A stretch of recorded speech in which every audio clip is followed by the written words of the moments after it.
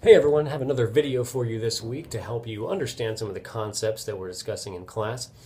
Again, helping you out with theory and applying those to some conditions that we have currently in our world. We're shifting gears a little bit this week and discussing medical marijuana. This is an important topic for this course.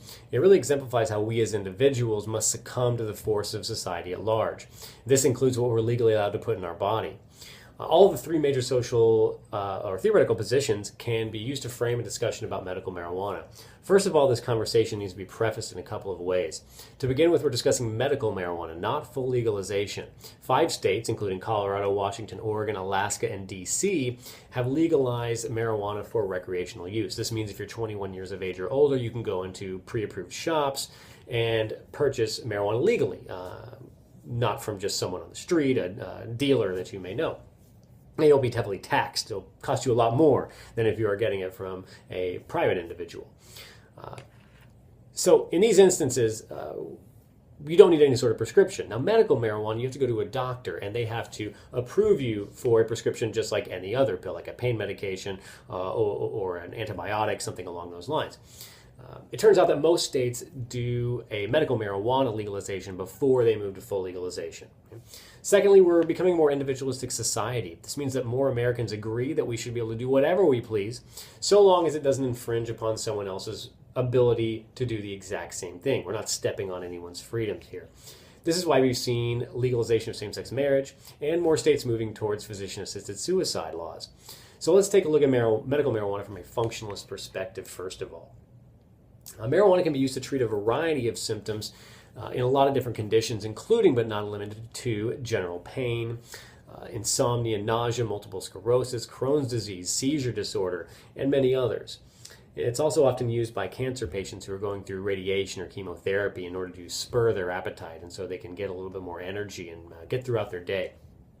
The point here is that marijuana produces better outcomes for many people and gives fewer side effects than some pharmaceutical drugs, legal pharmaceutical drugs.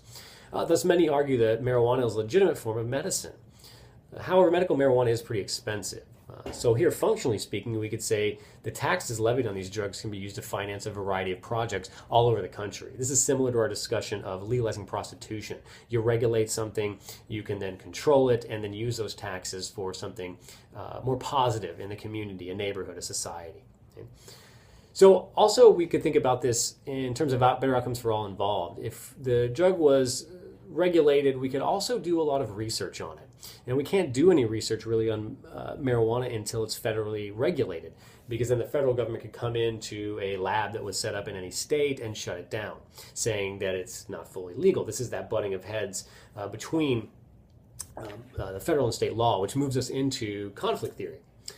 So couching medical marijuana debate in terms of conflict theory is fairly simple. Pharmaceutical companies and a host of other entities are really vested interest in, or these companies in not legalizing marijuana, not even for medical purposes, but even beyond that.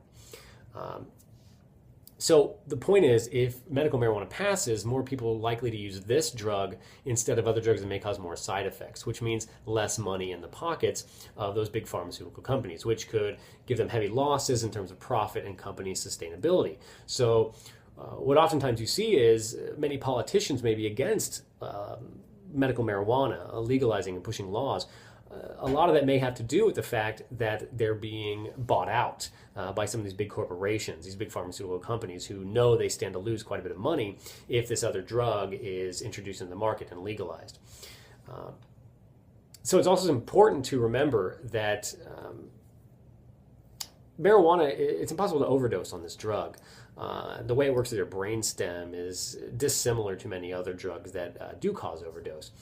So it may make more sense to use this drug rather than another. However, the problem is we have drugs like opioids or prescription pain medications that are causing many more overdose deaths, yet these are the ones that are legal.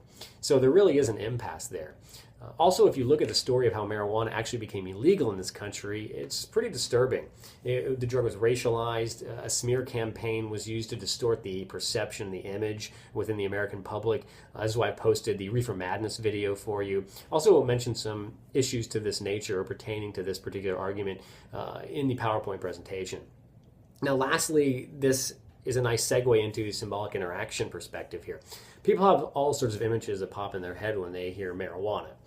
Maybe they think of someone melting into a couch as they finish a massive bong hit and proceed to polish off an entire bag of nacho cheese Doritos and then guzzle down the fruit punch Gatorade. Okay? Unfortunately, many in our country do not view marijuana as legitimate medicine. This is a very generational issue. As we mentioned, that Reefer Madness video is in the late 1930s. Makes you think that you're going to jump out of a window and have all sorts of crazy sex parties just because you're going to smoke a joint. So this is why older members of our population tend to have a very skewed and often negative view of this drug.